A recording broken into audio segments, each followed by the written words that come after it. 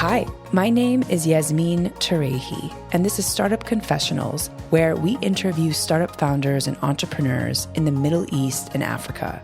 We'll learn about some of the biggest lessons these founders discovered on their journey, from the personal to the professional, and share how they keep themselves motivated. Today's episode is with Majd Mashharawi, a resident of war-torn Gaza, who observed the need for access to construction material in order to rebuild damaged buildings and infrastructure. She strove to meet this need by founding GreenCake in 2015, a company that creates environmentally friendly bricks from ash and rubble. GreenCake was a runner-up in the annual MIT Pan-Arab competition, and in the summer of 2017, she developed SunBox, an affordable solar system that produces energy to alleviate the effects of the energy crisis in Gaza, where access to electricity has been severely restricted, sometimes to less than 3 hours a day. With SunBox, she has been able to provide electricity to hundreds of people. And in 2018, she was selected as one of the most creative people in business by Fast Company, and SunBox won the MIT Pan-Arab competition, competing against 6,000 entries. Her TED Talk, How I'm Making Bricks Out of Ashes and Rubble in Gaza, has received nearly 1.3 million views so far. So I could go on and on about all your accomplishments, Majd. And also just want to let the audience know that you are a new mom and you do have your newborn in your lap right now, which I think is so spectacular that you're able to do this interview and also be a new mom at the same time. So thank you for your time and for joining us. Thank you so much for having me, Yasmin. So Majd, I'd love to talk about SunBox and the value proposition. Why did you start this company, and what's the sort of reason that you created it, and how would you describe it to our audience in your own words? First, hi everyone, and it's a pleasure to be with you here today. I think you hear the baby. I'm sorry for that. So it's a pleasure to be with you today, and I hope my message will reach to so many founders who need to hear some words that I needed to hear in the beginning of my journey, to know that everything is possible, just takes time. Yasmin, I was born in Gaza and I grew up there.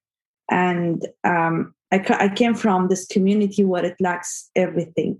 So we had 3 to 6 hours of electricity per day. 97% of our water is polluted.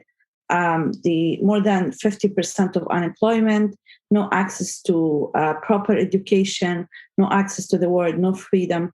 So coming from the society taught me that these are challenges we can tackle it through our talents and education.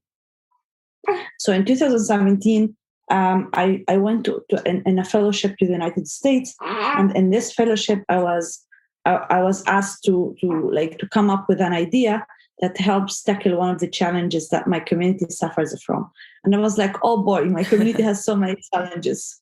It's the best time. So I decided to start SunBox as a result of me working in my first company, GreenCake, where we could not do constant production due to electrical shortages, and also due to spending 5 years in college just studying on a candle.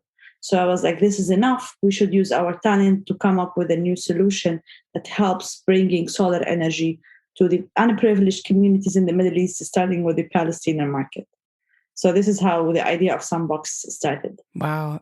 That's such a moving story, Majd. And I'd love to learn a little bit more about how you were able to bring these products into the community. Like, what was the training and onboarding experience like? Was there any kind of knowledge base that you had to teach people in order to actually make the solar panels work?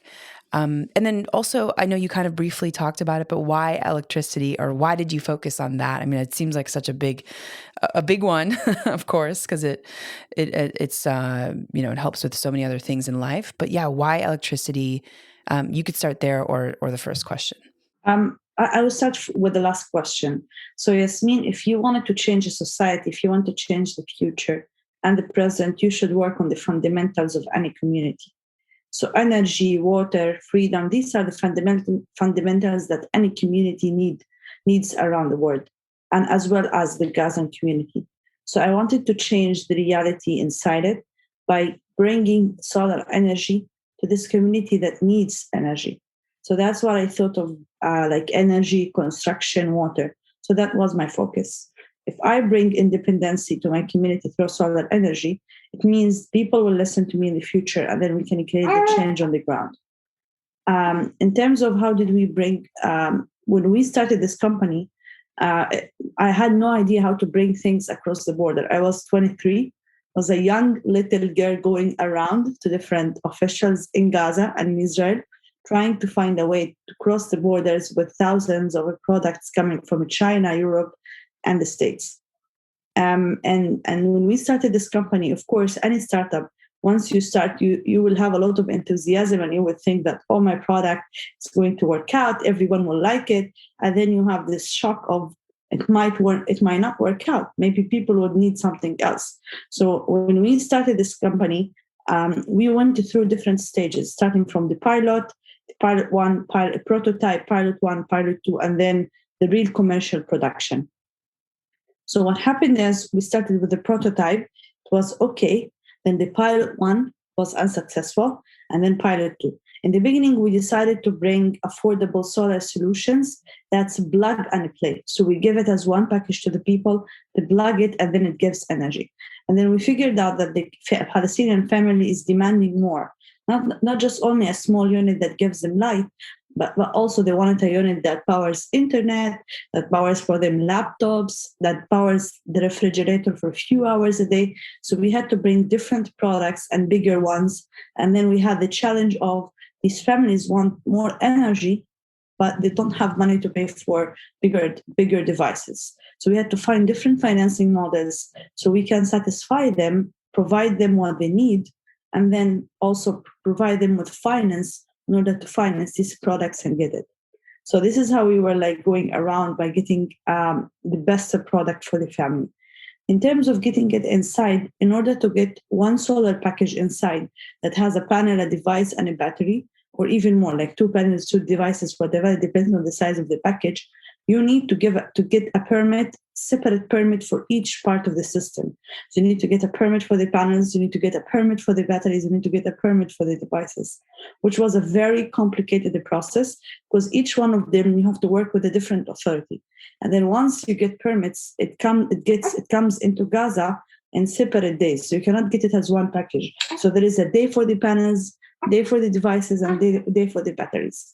Wow. You add to the recipe has been that there are a lot of political problems between Palestine and Israel. And also, of course, don't forget that we are blocked and occupied. This means that the borders are not open 24/7. So whenever something happens, bombings or whatever, they would close the border for at least 2 weeks to 1 month minimum, sometimes to 3-4 months. So you will have a product stuck in the border for weeks and weeks, and you pay money for the warehouse. And some products like the batteries have an expiry date, so you have to work around it and to find a way to get it inside. Talk to international organizations to help you get it. And so actually, we were in this company. We were trying to help the people get the energy, and also we were going around so many things to make this happen. Wow. Amazing. Wow. The perseverance is just incredible. And Majd, how did you get the funding? Because I imagine that some of these parts do require obviously upfront costs. And like you had said, if they got, separated from, at the border, that you were just continuously paying the warehousing costs. So how did you get the upfront investment? I'm so curious. And also, how did you know how to put this together? What's sort of your background that has allowed you to be able to do this? Yeah. So when we started this company, we pitched the idea to different investors and donors who were very generous and also they believed in the mission and they had faith in what we wanted to do. So they invested in the company. And I'm very grateful to them because without their support, I tell you, we won't make it happen. I won't speak to you today about, the impact and the success we've created for the past 5 years. So they've invested in the company. They also supported me to make crowdfunding campaigns to provide subsidies for the families who cannot pay at all the cost of the solar systems. I also got connected to different international organizations who have projects in Gaza to supply and install solar systems for the families, for the desalination plants, for the hospitals and clinics in the shape of tendering, like tendering a process. So I got recommended through different people. So we won some tenders and we were able to implement it. So honestly, like it has been a tough journey, but without the support of these people, I won't be able to make it. I won't even be able to step a step forward towards what we wanted to do. In terms of my background, I'm originally a civil engineer, Yasmin. So I studied civil engineering. I did one summer semester in business administration in the States. Other than that, everything I've learned through try and error. So I was going to different places, asking for different things. And I'm a very determined person. So I don't give up unless I get the answer I wanted to hear. So I keep asking. Sometimes people kick me out. Then I go again. I knock the door. And I was like, you didn't give me the answer yet. So I'm not moving from here. Yeah. And also, I've been through a tough situation just to get answers and also to help getting the products across the borders. I was interrogated so many times by Israel, also by the government in Gaza for why I'm doing this. What is this? Why you wanted to bring solar energy? We don't understand. You are not the good father of those people to help them. There is something behind it. That's what I always used to hear. Wow. I remember I was held for like 20 hours, 24 hours in the border under tough interrogation, just because I do this thing. So it was hard. It was a complicated journey, but I went out of it very strong. At what point did you stop getting interrogated? Was there kind of like some sort of publicity where things got easier for you, or has it just kind of continuously been hard? It didn't stop, Yasmin. So it will never stop. As long as you are Palestinian, you are political by identity. And also, it's as long as you wanted to do something different and also help people, so you will always be under the microscope. So it never stops. Now I moved from Gaza to Saudi Arabia to scale up the company and also to create a family. I still go back, and I want to go back hopefully soon. So I'm expected to be interrogated on the way back. I'm not afraid of it. I have no immunity. It's like when you get COVID and then you have immunity against it. This is my COVID. Wow. How did the pandemic play out for SunBox? In terms of things shutting down, like were you guys able to still operate business? Was it better? Was it worse? How did you navigate that? Actually, you were. I believe we are one of the few companies in Gaza who could make it through the pandemic. People needed energy more during the pandemic than they used to be in the past, because people are quarantining in their houses, and it was summer, it was hot, and they needed solar energy to run a fan, a TV to watch movies, and also internet connection to get connected to the world. So we created a whole delivery system inside the company. We were delivering batteries to people, solar device, self-installable solar devices to different families. So that was really like we had a good jump during the pandemic. Also, we got support from the World Bank. So they covered all of our operations for 3-4 months for the whole team in the company. And that helped us to operate even like to scale up our operations and deliver more solar systems to families. Wow, incredible. Was there a specific person or mentor that kind of pushed you or inspired you to do this? I mean, you talk about your journey starting so young and then your desire to kind of create something for your community at the age of 23. So I'm just curious, like, who did you surround yourself with that gave you that kind of inspiration at such a young age? First, I would started with the Prophet Muhammad. I was also always inspired by his story and his persistence to deliver the message of Islam to so many people across the decades. So, like his story always inspires me, especially when I visited Saudi Arabia for the first time and I went to the place where he immigrated from Mecca to Medina and how long it took him and how hard it was. So it's very inspiring. I was also always inspired also by my mom, who got married in the age of 16. She brought 6 of us, and also she was dedicated to finish her education and doing her master's in law. And how many women she defended in Gaza for their cases to get divorced or to get married or to get their own rights. And also I surrounded myself by great people who believe in me and believe in the mission, and they would always be by my side in whatever I decide to do. On the top of them, I don't know if I'm allowed to say her name, but I would really give most of my credits and success to a great woman here who her name is Linda Kam.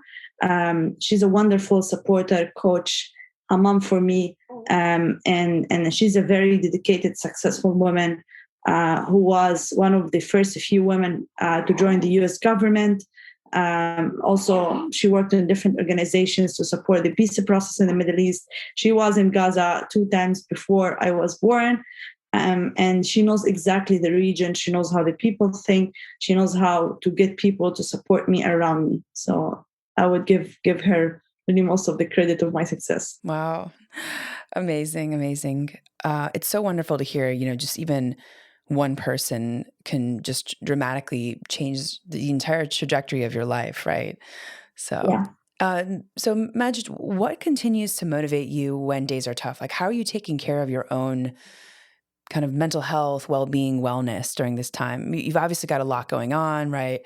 And you're now in Saudi, and you just had a baby, and you're running this company. So yeah, how do you take care of yourself? Because I think a lot of people, we talk about the product side and like what's being built and what's being distributed to the market and the success story. But behind the scenes, I think a lot of founders don't actually talk about, how they stay resilient, how they take care of themselves, the parts that maybe they sacrificed in order to continue doing this. So I'd love to hear that from you. Actually, I'm not the best person to take care of myself. I was always focused on, I wanted to help people. I wanted to help everyone. And then I forget myself behind until 2018, when I met a coach called Jonah in one of the programs I was in. And he said, Majd, where are you in the middle of all of this? You should take care of yourself. You should fall in love. You should create a family. You should be happy. You should take a vacation. And I was like, what does vacation mean? And he said, just we were in Greece, and he said, you just quit now. Don't go back to Gaza and do anything. Just take 1 week in Italy. I was like, okay, that seems a good idea, but I'm not sure if it's acceptable. He said, don't wait for anyone to accept it. You just need to accept it. And that was the first time when I heard the word of you should take care of yourself. And in terms of that, now I really focus on sometimes having some time off, going for a walk during the day, just thinking of nothing. In the weekend, I work in the weekend, but sometimes like for half a day, I would just go out for camping, spend the time with my grandma, with my mother, with my siblings, taking the children around. So I used to adopt 4 children, and I used to take them out every Friday just for having fun, playing football. And now I have a baby, so it's an obligatory vacation. Yeah, I wanted to actually ask. I mean, so your I think baby's 3 weeks old, less than 3 weeks old. How has being a mom changed your perception of being a founder of a company, and maybe even just your perception of the world? Actually, after I became a mom, Yasmin, I feel complete. I don't know how to describe it, but it's a very beautiful feeling. To creating a company and a success, creating the impact is amazing. But having a family and having someone that you are sure when you grow up or when you pass away from this life, this person will continue your journey. That's why I wanted to create a family, because I want the seeds of the plants that I planted to continue growing. That's so beautiful. And I wanted a girl, Yasmin, as well. Oh, well, she's going to love this conversation when she gets older. I hope so. What about some books, articles, or anything that maybe inspired you or that you could recommend If you even have the time to read, it seems like that you've got so much going on, but curious if there was maybe one or two books in your journey that were really helpful and that could be helpful for other startup founders. I really love the biographies, so the autobiographies.